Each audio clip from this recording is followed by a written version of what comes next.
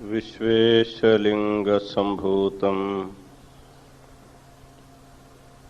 विश्वविद्याविबोधकं विश्ववन्द्यं सदा वन्दे विश्वाराध्यं जगद्गुरु। काशी ज्ञान सिंहासन के आदि जगद्गुरु विश्वाराध्य से लेकर विश्वेश्वर शिवाचार्य पर्यंत जो गुरु परंपरा हुई है उसे अनेक प्रणिपात समर्पित करते हुए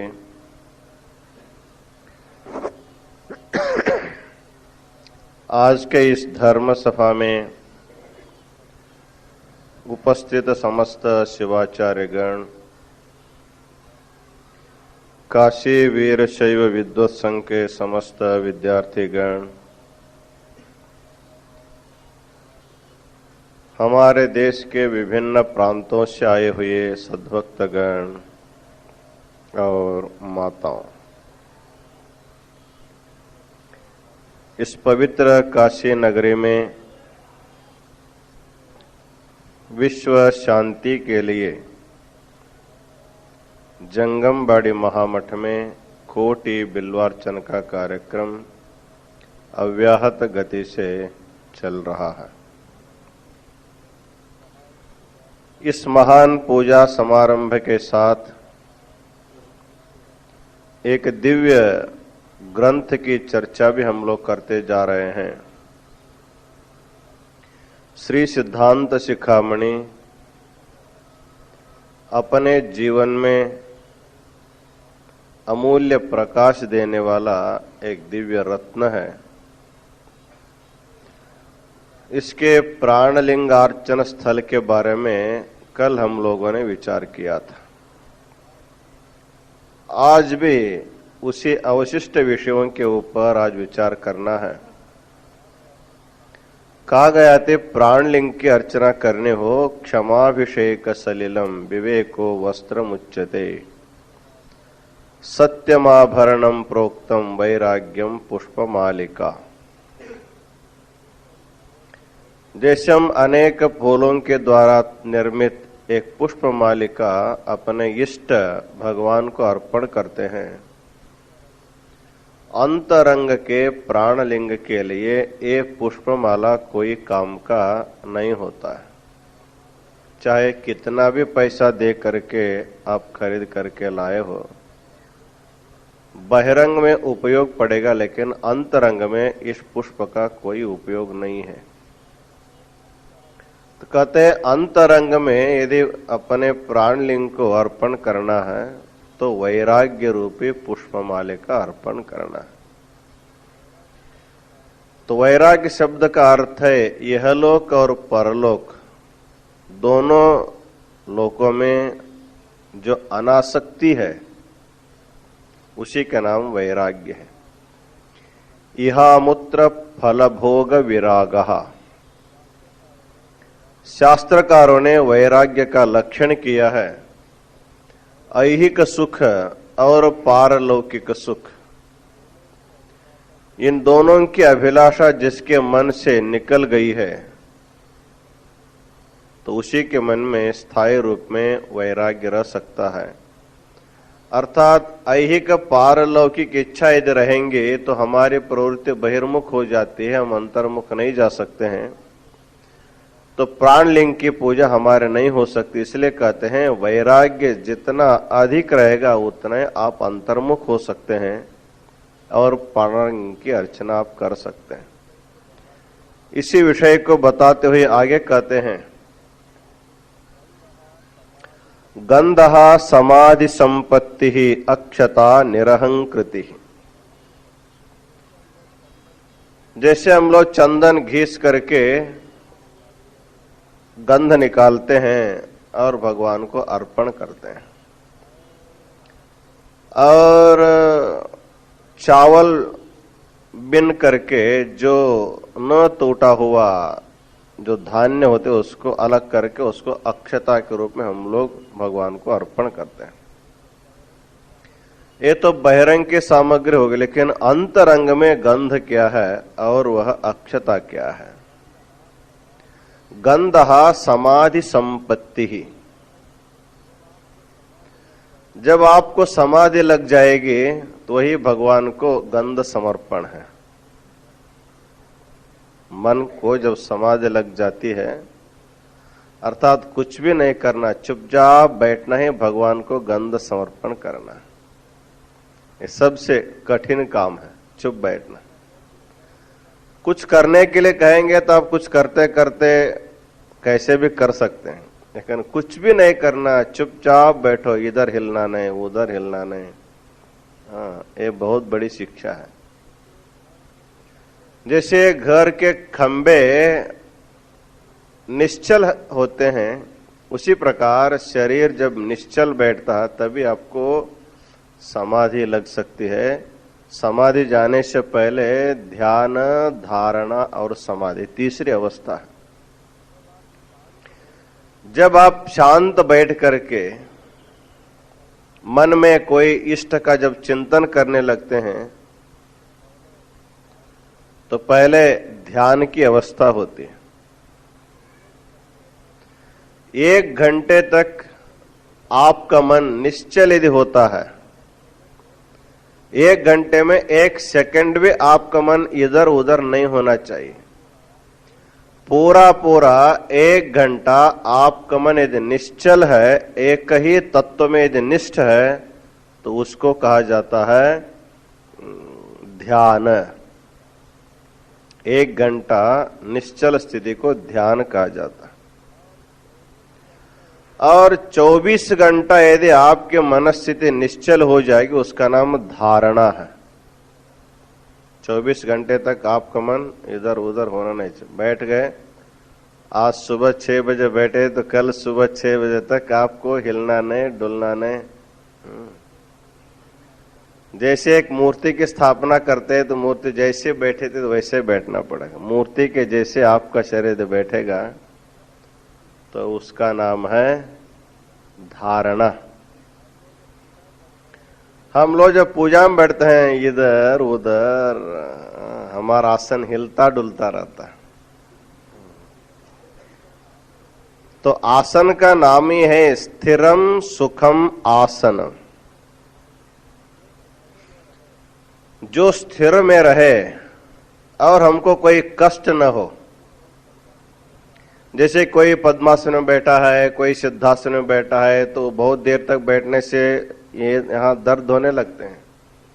यदि दर्द होते हैं तो वैसे आसन में नहीं बैठना, नहीं तो आपका भगवान का चिंतन नहीं होगा, वो दर्द का चिंतन होने लगता है। इधर दर्द हो रहा है, इधर दर्द हो रहा है। उठ के जाने की इच्छा होती है लेकिन उठ नहीं सकते हैं। जबरदस्ती आपको उसको शरीर को बिठाना पड़ता। तो 24 घंटा यदि आपका चित्त जो है एकदम स्थिर है, शरीर भी इधर उधर हिलता नहीं है, डुलता नहीं है। शरीर हिलेगा तो मन हिलता है, शरीर नहीं हिलेगा तो मन नहीं हिलता। मन को स्थिर करने के लिए शरीर को सुस्थिर करना आवश्यक है। सीधा बैठ करके शरीर को सुस्थिर रखने से मन सुस्थिर हो जाता है।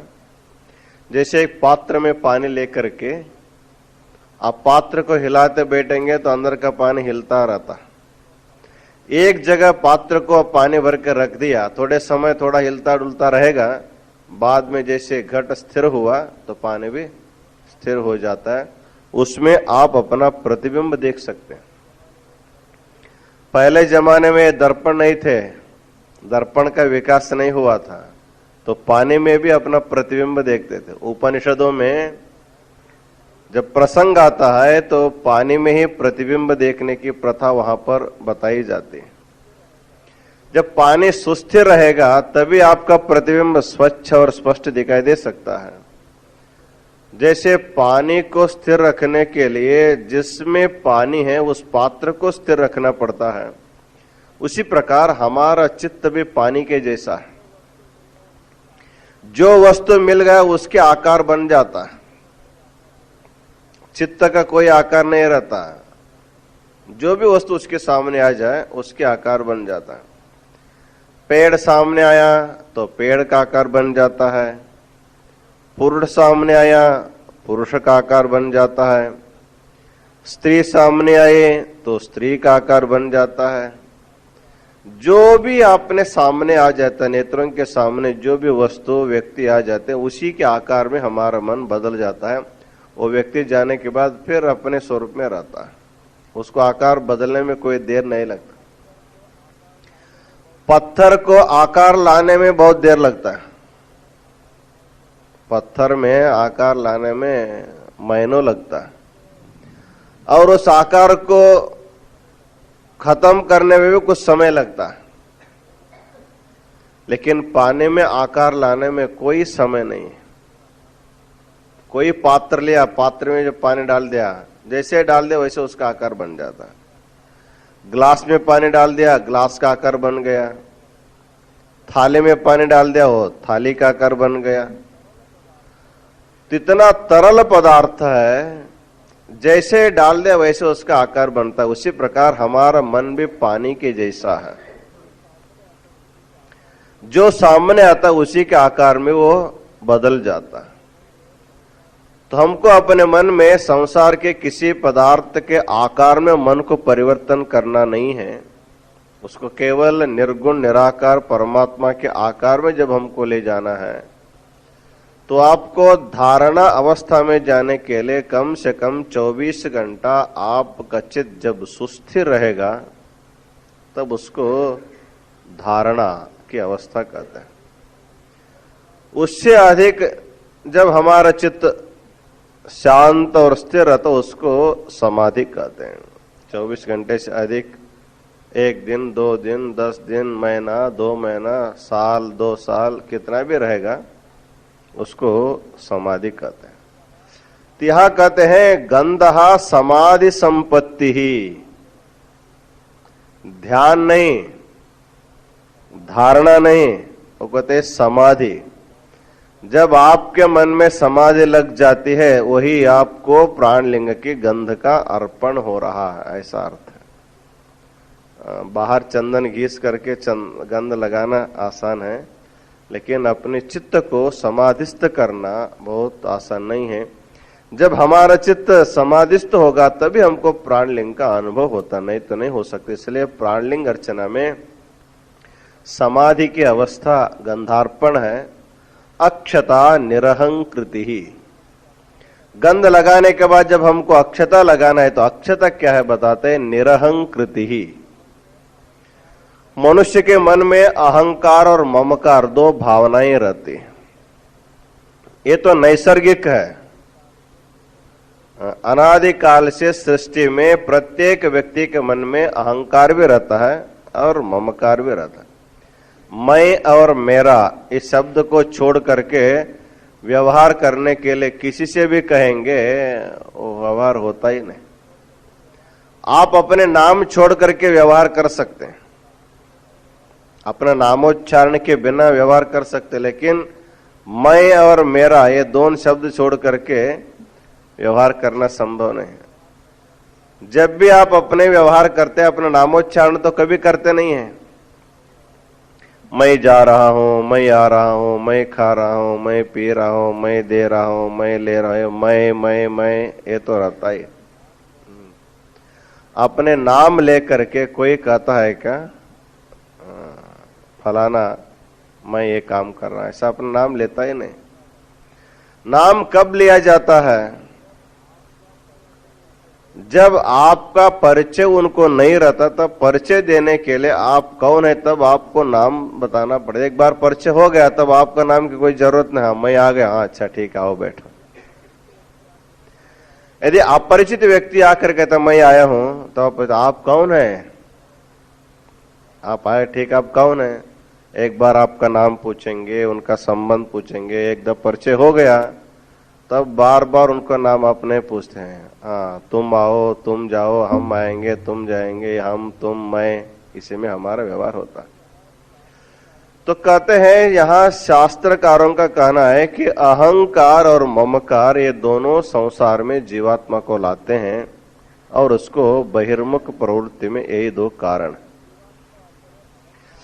जब जीवात्मा अपने अहम भाव को छोड़ देता है, सब कुछ करेगा लेकिन मैं किया हूं ऐसा नहीं कहेगा, सब ईश्वर की प्रेरणा है, कर्ता कर्विता सब वही है, मैं केवल निमित्त हूं, मेरे द्वारा ईश्वर ही करा रहा। ये भावना यदि हमारे मन में आ जाती है, उसी का नाम निरहंकार है।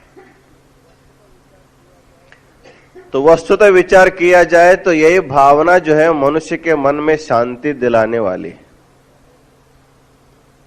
आप करेंगे लेकिन अपने के ऊपर नहीं लेना, भगवान के ऊपर उसको सौंप करके उन्हीं की प्रेरणा से, तेन बिना तृणमपि न चलती, उनकी प्रेरणा से हो रही है। यदि भावना हमारे मन में आ जाती है तो हमारी आत्मा जो है और विकसित हो जाती है, बढ़ जाती है, हमारी आत्मा परमात्मा हो सकती है।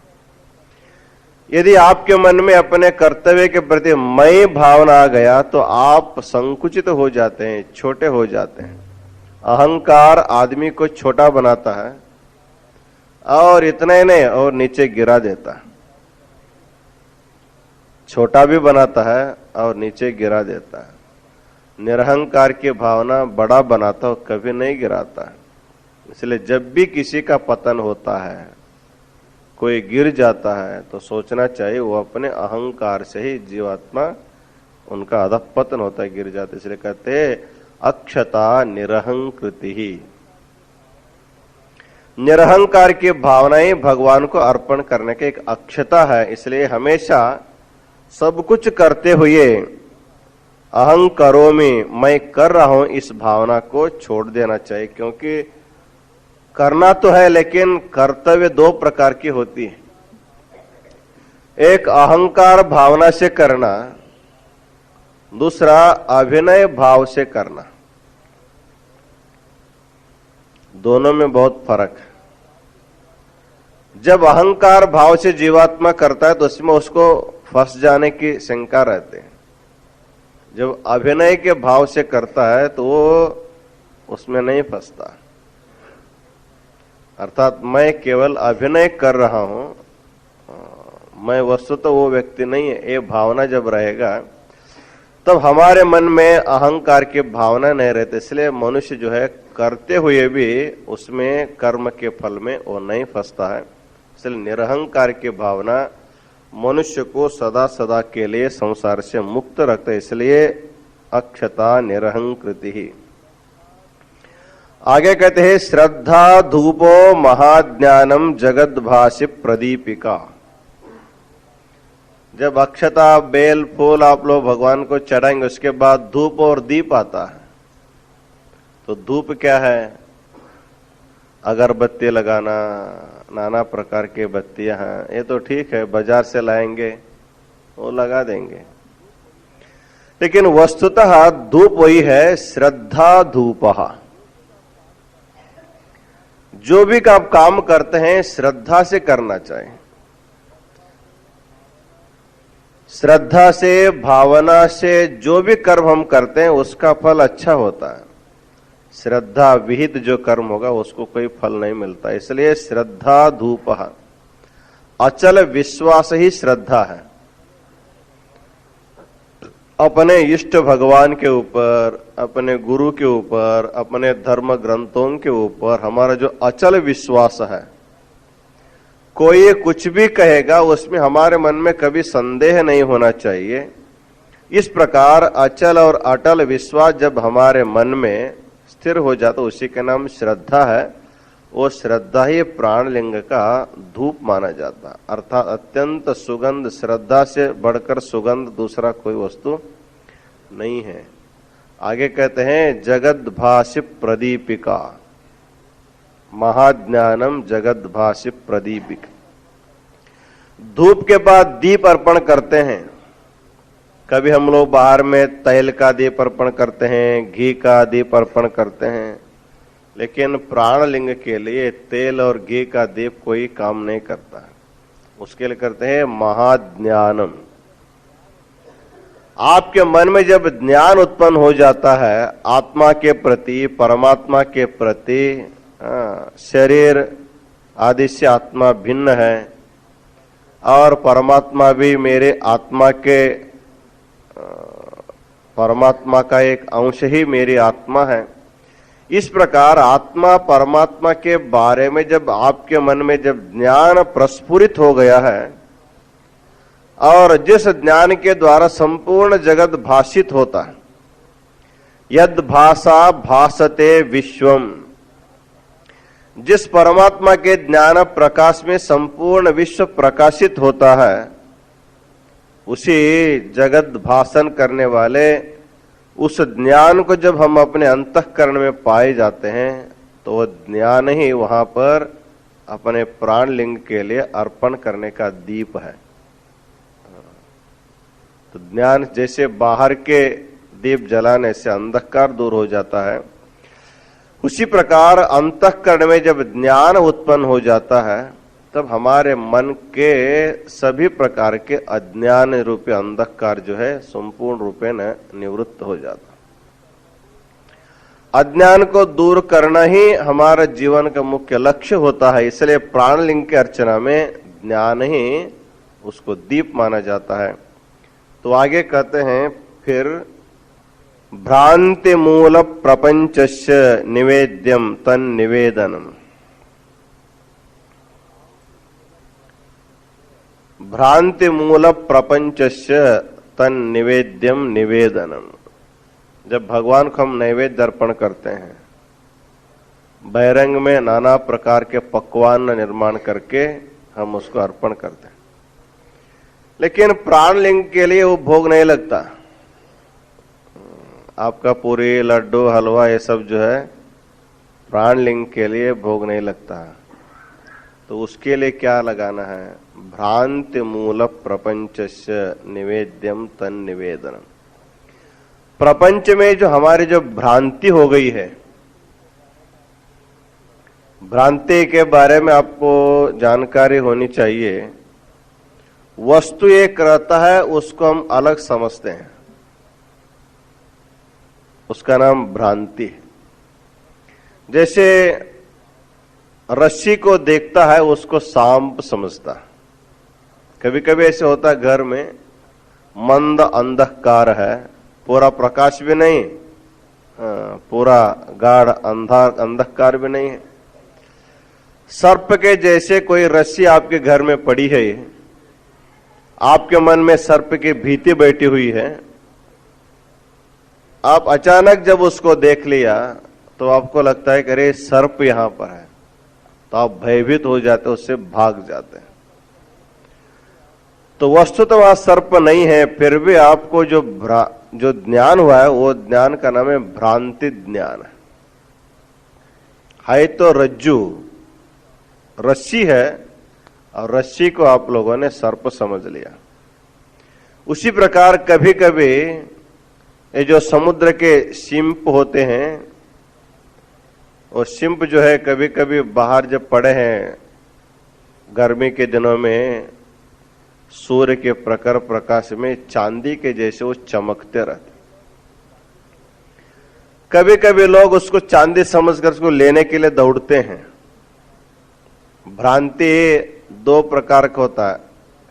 एक भ्रांति हमको उस स्थान से भगा देता है, एक भ्रांति ऐसे होता है हमको उस स्थान में खींच ले जाता है। जब अनुकूल है तो हम उसके समीप जाते हैं, प्रतिकूल है तो उससे हम लोग भाग जाते हैं। सर्प दिखाई दिया, भाग गए, चांदी दिखाई दिया, उसके पास चले गए। इस प्रकार अतस्मिन् तद्बुद्धि ही अवभासः अध्यासः। भ्रांति का लक्षण है रहता है कुछ और समझते हम कुछ और, उसी का नाम भ्रांति है। वस्तुतः विचार किया जाए सारी सृष्टि परमात्मा रूप है। सर्वम कल्विदम ब्रह्म, ऐसे वेदांत में कहा जाता है। आगमों में कहते हैं लिंग मध्य जगत सर्वम त्रैलोक्यम सचराचरम। ये सारा जो विश्व है ये लिंग रूप है ऐसे शास्त्रकारों का कहना है। और वेदांती कहते हैं कि सर्वम खल विदम ब्रह्म, ये सारी सृष्टि पर ब्रह्म परमात्मा ही है। दोनों बात एक ही है। इधर लिंग शब्द से संबोधित किया जाए, उसको ब्रह्म शब्द से उधर कहते हैं। तो वस्तुतः परमात्मा ही है, लेकिन परमात्मा को हम प्रपंच के रूप में हम लोग जान रहे हैं। परमात्मा को परमात्मा के रूप में हम लोग देखते नहीं है, परमात्मा को प्रपंच के रूप में हम लोग देखते हैं। जैसे ये चीनी के कुछ मूर्तियां बनते हैं, कभी त्योहारों में उसको आरती उतारने के लिए चीनी के मूर्तियां बना देते हैं। जब बच्चे उसको खरीदने के लिए अपने माता पिता को ले जाते हैं बाजार में, कभी बंदर का भी रहता है, कभी मंदिर की मूर्ति रहते हैं, कभी देवी के रहते हैं, अनेक प्रकार की मूर्ति सभी चीनी के बने हुए, चीनी से बना हुआ।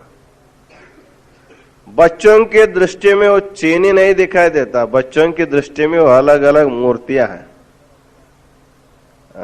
किसी को बंदर अच्छा लगता है, किसी को मंदिर अच्छा लगता है, किसी को और अच्छा लगता है, किसी को और अच्छा लगता है। बच्चे चुन चुन करके लेते हैं, मुझे ये चाहिए, मुझे ये चाहिए, मुझे वो चाहिए।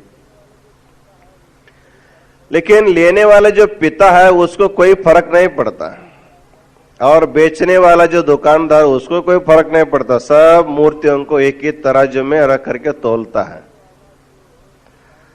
तो बेचने वाला जो दुकानदार है उनके दृष्टि में चीनी है, उनके दृष्टि में मूर्ति कुछ नहीं, उनके दृष्टि में चीनी है। चीनी के जो भाव होगा, अपने जो करने के लिए जो मेहनत लगा उसको जोड़ करके वो तौल करके दे देता है।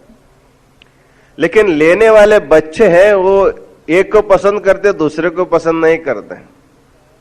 वस्तुतः इसको खाएंगे तो भी मीठा है, बंदर को खाओ तो भी मीठा है, मंदिर का खाओ तो भी मीठा। लेकिन बच्चे कोई मंदिर पसंद करता है, कोई बंदर पसंद करता है।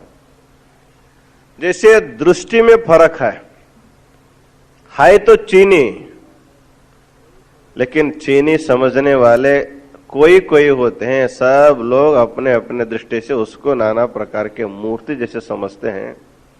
उसी तरह सारा विश्व परब्रह्म परमात्मा रूप है, सारा विश्व लिंग रूप है। यत्र यत्र मनो याति तत्र तत्र ब्रह्म दर्शनम।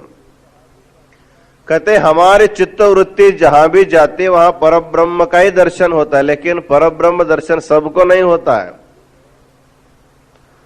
हमारे दृष्टि में कोई अनुकूल व्यक्ति है, कोई प्रतिकूल व्यक्ति है, कोई अपने कोई पर, इस प्रकार के जो हमको संसार में व्यवहार में दिखाई देता है, यही एक प्रकार की भ्रांति है। तो हमको नैवेद्य अर्पण करना है तो प्राणलिंग के लिए ये क्या अर्पण करना? आपके दृष्टि में जो भेद बैठा हुआ है, ये मेरे है, ये पराये है, ये वो है, ये है, इस प्रकार का जो भेद बुद्धि हमारे मन में जो बैठा हुआ है, इस भेद बुद्धि रूपी पकवान को ही, भ्रांति को ही जब आप अर्पण करेंगे, वही प्राणलिंग का जो है नैवेद्य माना जाता है। अर्थात प्राणलिंग की अर्चना करने वाला व्यक्ति सर्वत्र उनकी दृष्टि लिंग दृष्टि होती है, ब्रह्म दृष्टि होती है। जिसको भी देखते हैं, चाहे पंच महाभूत हो या पंच महाभूतों से निर्मित भौतिक प्रपंच हो, इन सभी को एक समान देखते कारण उनको कहा गया है कि भ्रांति मूल प्रपंचस्य निवेद्यम तन निवेदनम। प्रपंच में जो भ्रांति बुद्धि हमारी हो गई है, वो भ्रांति बुद्धि को अर्पण करना, अर्थात निर्भ्रांत हो जाना चाहिए। भ्रांति से मनुष्य की जो प्रवृत्ति निवृत्ति होती है, वो दोनों ही बेकार है। जब आप सर्प से भाग रहे हैं तो भी बेकार है, जब चांदी लेने के लिए उसके पास जा रहे हैं ये भी बेकार है। वहां जाने के बाद आपको चांदी नहीं मिलता है, आप भागने के बाद आपको पीछे सांप नहीं आ रहा है, फिर भी सारी जो है अपने मनोमय है, अपने मन में सारा विश्व है। चांदी भी अपने मन में बैठा हुआ है, सर्प का संस्कार भी अपने मन में बैठे हुए हैं। इसी के कारण प्रवृत्त होता है, निवृत्त होता है। संसार में जब हम देखते हैं मनुष्य या तो प्रवृत्त होता है या तो निवृत्त होता है। प्रवृत्ति निवृत्ति जो है अपने अनुकूल प्रतिकूल भावना से होते हैं। इसलिए कहते हैं आपको संसार में कुछ लोगों का अनुकूल कुछ लोगों को प्रतिकूल ये भावना नहीं रखना है। सबको समान दृष्टि से देखने की भावना आपके मन में आनी चाहिए। इसलिए जब तक आपकी भ्रांति दूर नहीं होते तब तक आप जो है ये भागना और आना ये व्यवहार खत्म नहीं होता। जब व्यक्ति को कोई ने कहा अरे सर्प नहीं है क्यों दौड़ रहे हैं, ऐसे किसी ने कहा और उसको हाथ पकड़ करके लाया, उसको दिखाया, जब वो देखता है कि ये सर्प नहीं है रज्जु है, तब उसके मन में जो भ्रांति थी वो निवृत्त हो जाती है और जो थर थर कांप रहा था भय के कारण वो कंपन भी बंद हो जाता है। जैसे भ्रांति दूर हो जाने के बाद मनुष्य स्वस्थ और सुस्थिर हो जाता है, उसी प्रकार यहाँ पर भ्रांति प्रपंच का अर्पण करके अर्थात निर्भ्रांत हो जाना ही प्राणलिंग के लिए नैवेद्य समर्पण माना जाता है। भ्रांति मूल प्रपंचस्य निवेद्यम तन्निवेदनम मौनम घंटा परिस्पंदः तांबूलम विषयार्पणम। अब नैवेद्य अर्पण के बाद घंटानाद करना है। हम लोग मंत्र बोलते हैं आगमार्थं तो देवानां गमनार्थं तो रक्षसां कुर्वे घंटारवं भक्त्या देवताह्वान लांछनम। क्यों घंटा बजाना चाहिए पूजा में? तो घंटा इसलिए बजाना है कि हमारे आसपास आसुरी शक्तियां होती है। जब आप घंटानाद नहीं करेंगे तो आपके पूजा का फल जो आसुर शक्ति है खा जाते हैं। इसलिए जब भी महास्वामी जी की पूजा होती है उस समय पूजा प्रारंभ से लेकर पूजा समाप्त होने तक उसके घंटा बजाते रहता है। एक आदमी उसको बजाते रहता। अर्थात उस घंटा का ध्वनि जहां तक सुनाई देता है उस परिसर में कोई आसुर शक्ति वहां पर नहीं आते हैं और दैवी शक्ति का आवाहन करता है, आसुर शक्ति का वहां से दूर भगाता। इतना सामर्थ्य घंटा में रहता है। इसलिए हम बाहर के आसुर शक्ति को भगाने के लिए हम बड़े बड़े घंटा झांगट इसको हम लोग बजाते रहते हैं, नाना प्रकार के वाद्य करते हैं। इसे बाहर के आसुर शक्ति है, उसी प्रकार हमारे मन के अंदर भी कुछ आसुर शक्ति है। तो कहते हैं अंतरंग के प्राणलिंग के लिए घंटा बजाना। तो किससे बजाना? तो कहते हैं मौनम घंटा परिस्पंदः। मौन धारण करना ही प्राणलिंग का घंटा बजाना है। तो 2-4 दिन पहले मौन के बारे में हम लोग विचार किए थे। मौन के अनेक प्रकार हैं। आकार मौन है और उसके बाद होता है काष्ठ मौन। आकार मौन और काष्ठ मौन।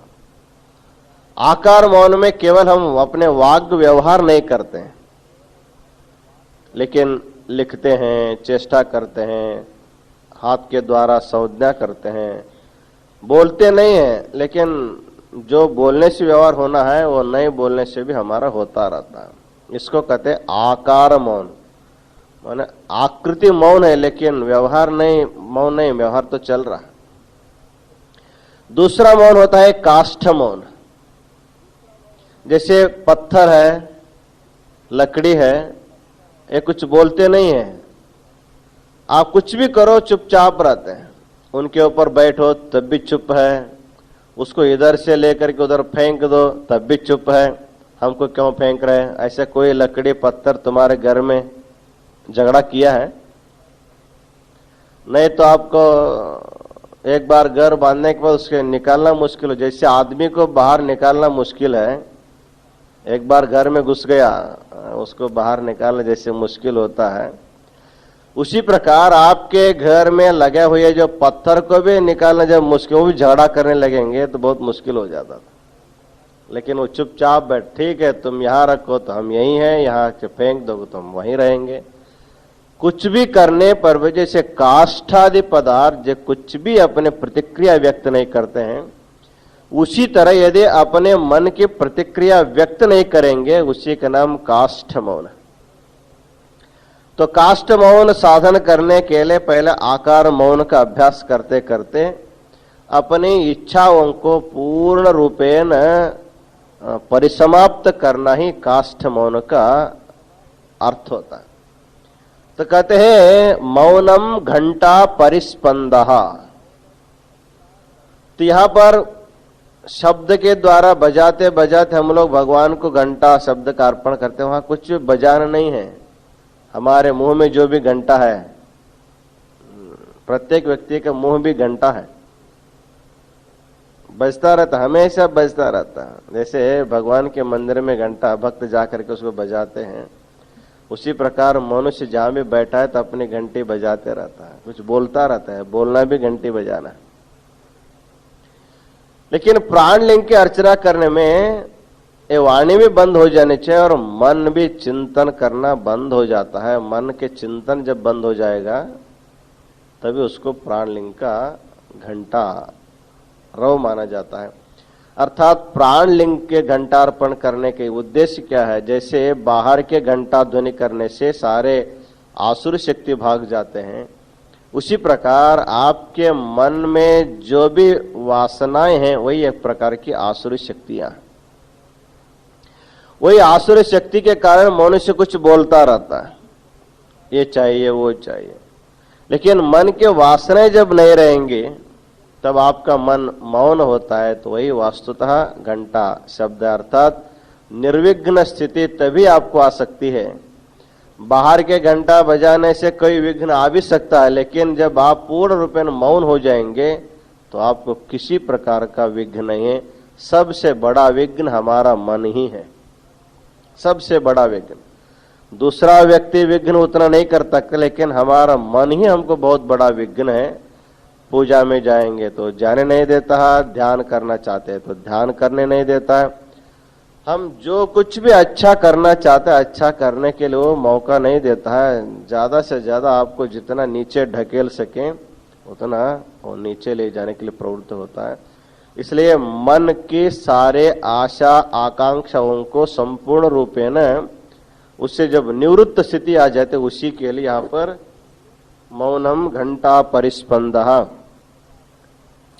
तांबूलम विषयार्पणम। जब भगवान को जैसे आप तांबूल अर्पण करते हैं, उसी प्रकार यहाँ पर विषयार्पणम तांबूल समर्पणम। तो विषय जो है 5 प्रकार के विषय, शब्द स्पर्श रूप रस गंध, ये 5 प्रकार के विषय। इसके अलावा शास्त्र दृष्टि में और भी एक प्रक्रिया बताते हैं, प्रमातृ प्रमाण और प्रमेय, ये त्रिपुटी विषय होते हैं। जब भी व्यवहार होना होगा त्रिपुटी के द्वारा व्यवहार होता। जैसे हमारा नेत्र इंद्रिय है, नेत्र इंद्रिय का विषय जो है रूप, उसका विषय है,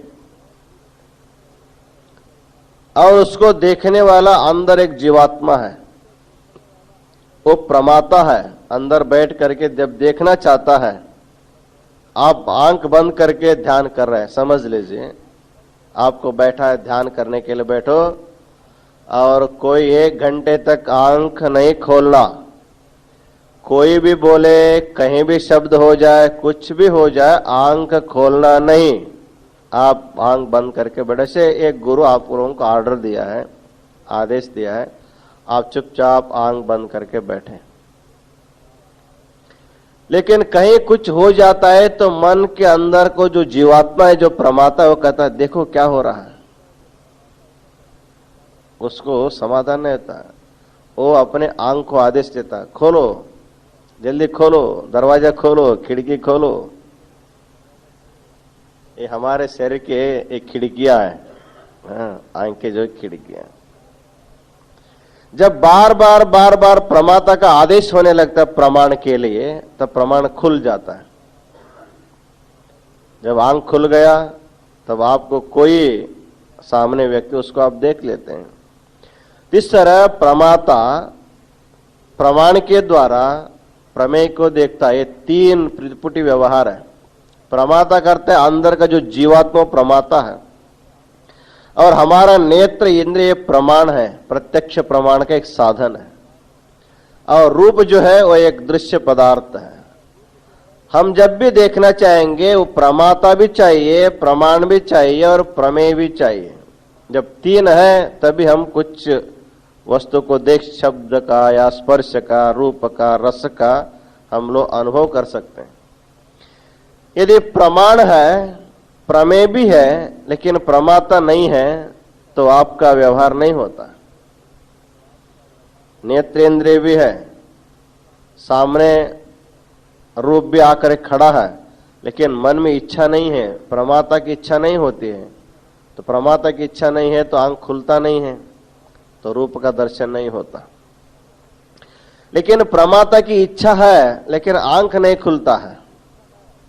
या तो अंधा आदमी है, समझ लीजिए, अंधा आदमी, उसको दृष्टि नहीं है, वो देखना चाहता है। धृतराष्ट्र को आंख नहीं थे, फिर भी देखना चाहता था। आंखों से अंधे होने पर भी देखने की इच्छा रहती है। दृष्टि नहीं है, फिर भी दिदृक्षा, द्रष्टुम इच्छा रहती है। उसी प्रकार प्रमाता है और आगे प्रमेय वस्तु भी है, लेकिन दृष्टि नहीं है, तब आपको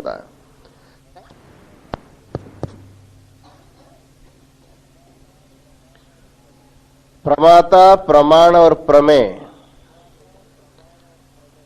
इन तीनों के संयुक्त रूप से कभी भी व्यवहार होता है। इनमें एक कोई नहीं रहेगा तो कोई व्यवहार हमसे नहीं होता। तो कहते हैं प्राण लिंग की अर्चना में ये सभी व्यवहार बंद होना पड़ता है।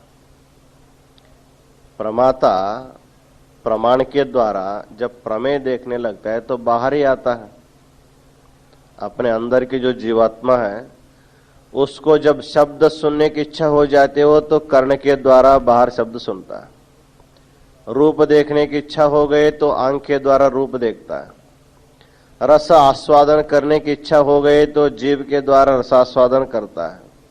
और स्पर्श करने की इच्छा हो गए तो अपने चर्म के द्वारा मृदु, कठिन, उष्ण, शीत स्पर्श का अनुभव करता है।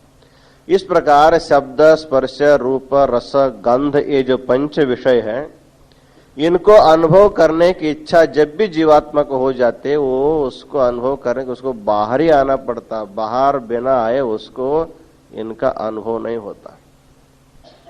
तो कहते हैं जब जीवात्मा तांबूल अर्पण करना है, जब भगवान को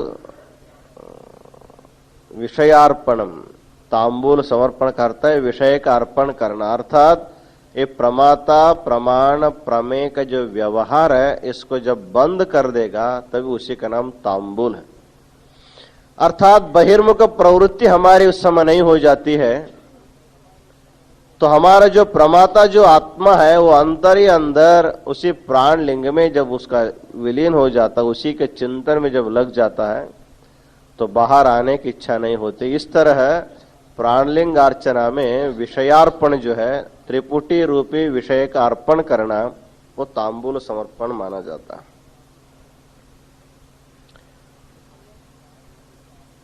विषय भ्रांति राहित्यम तत्प्रदक्षिण कल्पना। नमस्कार में एक प्रदक्षिणा नामक नमस्कार है। नमस्कार में बहुत से प्रकार आप लोग बहुत बार सुनते हैं। एकांग नमस्कार, त्रिंग नमस्कार, पंचांग नमस्कार, साष्टांग नमस्कार, उसके बाद प्रदक्षिणा नमस्कार।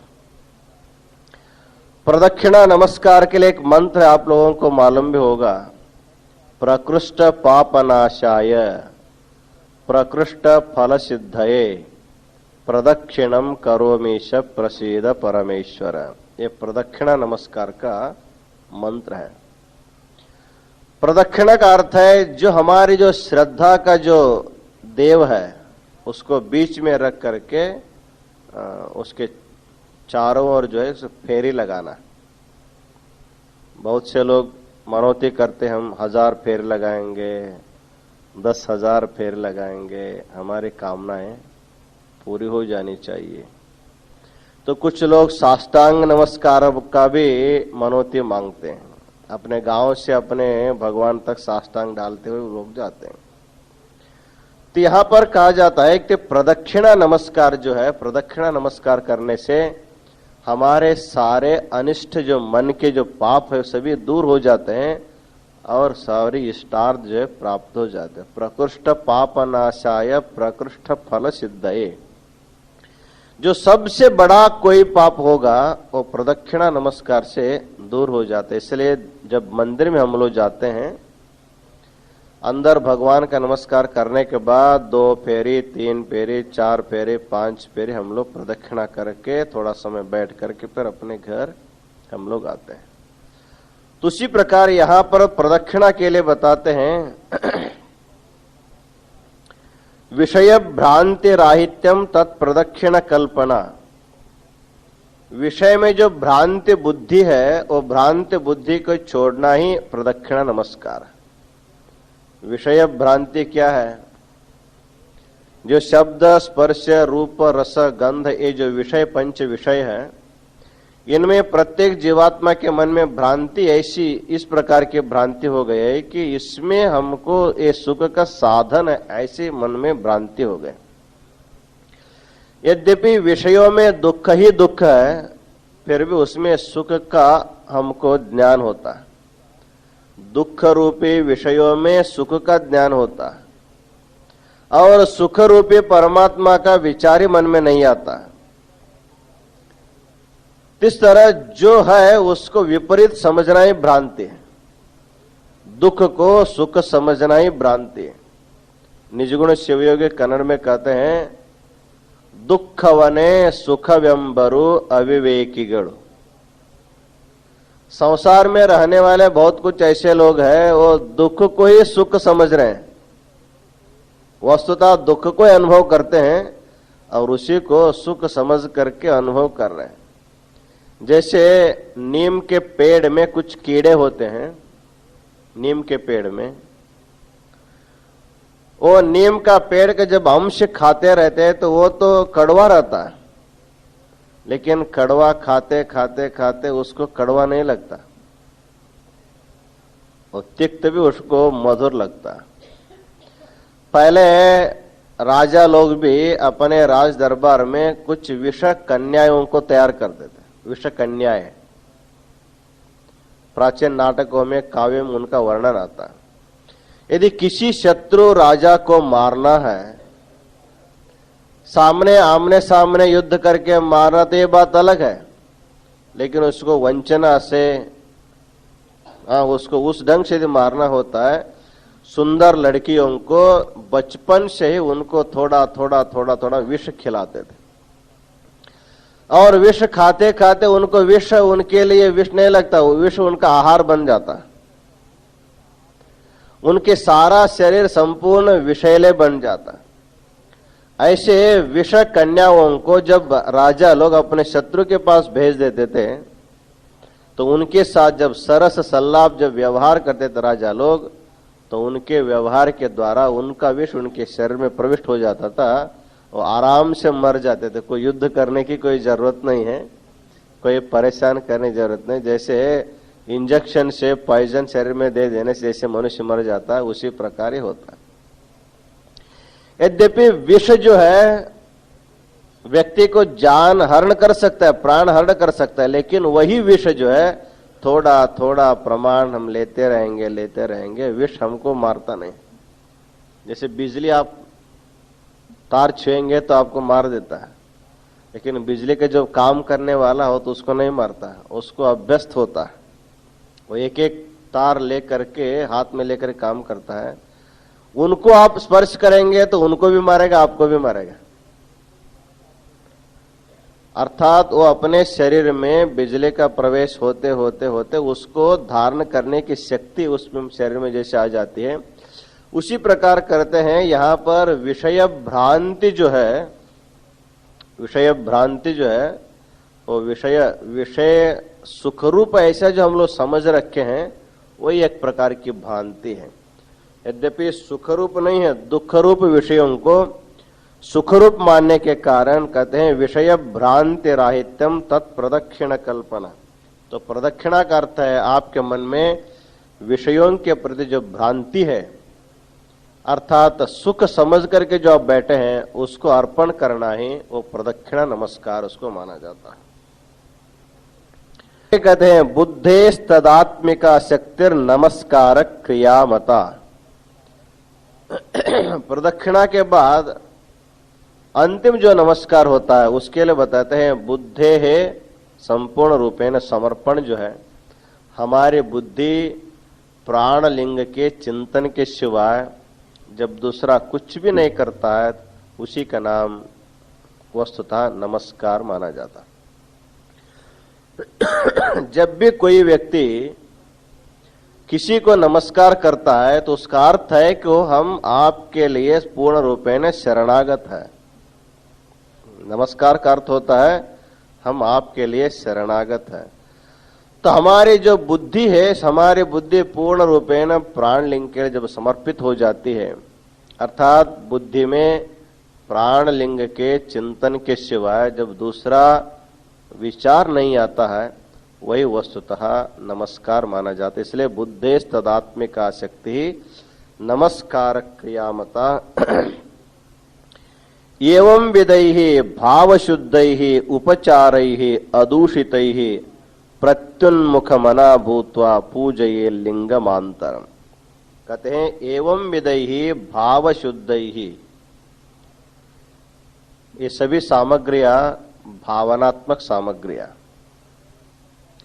अपने में ही इसको तैयार करना है, किसी फैक्ट्री से उसको ले लाना है। इसका प्रोडक्शन फैक्ट्री दूसरा कहीं नहीं है, इसको बेचने वाला दुकान भी कहीं दूसरा नहीं है, ये अपने में ही उत्पन्न हो जाते हैं, अपने में इसका उपयोग किया जाता है। इसको तैयार करके किसी को बेचा नहीं जाता। अपनी श्रद्धा को, अपनी भावना को किसी दूसरों को उधार हम दे नहीं सकते हैं, और दूसरे व्यक्ति के भावना को हम लोग उधार भी नहीं ले सकते। चलिए आप पूजा में बैठे हैं, आपके पास गंगा जल समाप्त हो गया, आप बगल वाले बैठे व्यक्ति के द्वारा थोड़ा सा हमको पानी कम पड़ा ले सकते हैं। बिलवार्चन करने के लिए बैठे, कभी आपके थाले में बेल कम पड़ गए तो बगल के बैठे व्यक्ति में ज्यादा है, थोड़ा सा हमको दे दो, ले करके अर्पण कर सकते हैं।